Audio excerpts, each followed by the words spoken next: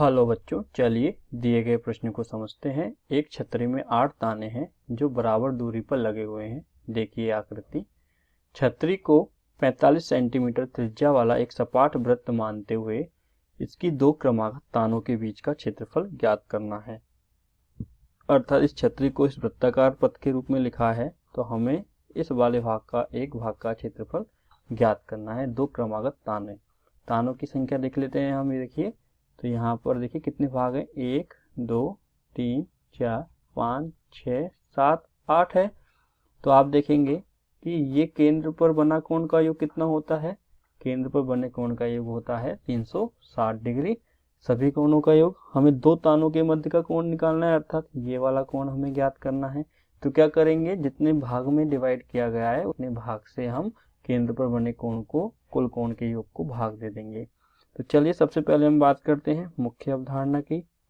तो मुख्य अवधारणा के अनुसार थीटा कोण वाले त्रिज्य खंड का क्षेत्रफल होता है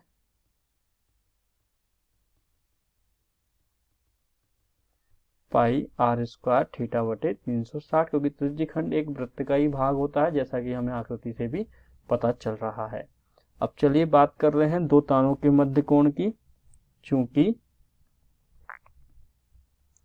छतरी में 8 ताने हैं, इसलिए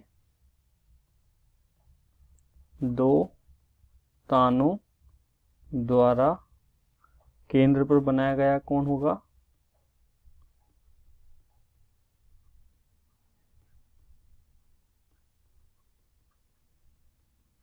या दो तानों के मध्य केंद्र पर बना कोण भी हम लिख सकते हैं। इसको हम ज्यादा उचित रूप से लिख सकते हैं। दो तानों के मध्य केंद्र पर बना कोण होगा 360 कुल कोण होता है। यदि हम कुल तानों की संख्या से भाग दे देंगे तो केंद्र पर बना कोण हमें प्राप्त हो जाएगा 45 डिग्री। तो 45 डिग्री हमें केंद्र पर बना कोण पता चल गया है।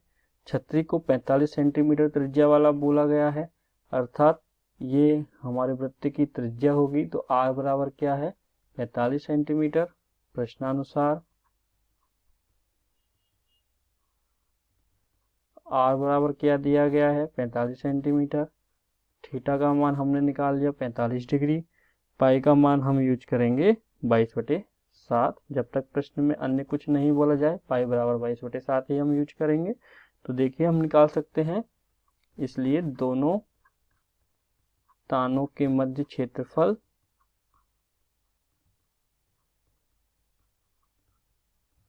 होगा हमारा केंद्र पर 45 डिग्री कोण बनाने वाले त्रिज्यखंड का क्षेत्रफल।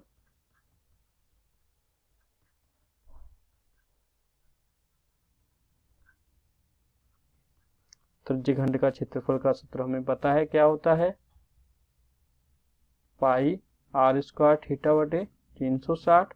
यहाँ पाई का मान है 22/7। आर का मान हम देख सकते हैं।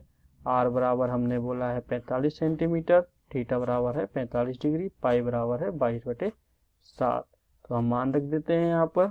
आर बराबर है 45 सेंटीमीटर, आर स्क्वायर है तो 45 गुणा 45। थीटा का मान आया है 45/360। 45 से 360 को काटेंगे 1/8 हो जाएगा। तो यहाँ से हमें हल करने पे प्राप्त हो जाएगा 795.53 वर्ग सेंटीमीटर। ये क्या प्राप्त हुआ है, ये प्राप्त हुआ है दो तानों के मध्य का क्षेत्रफल, जो कि हमें दिए गए प्रश्न में ज्ञात करना था।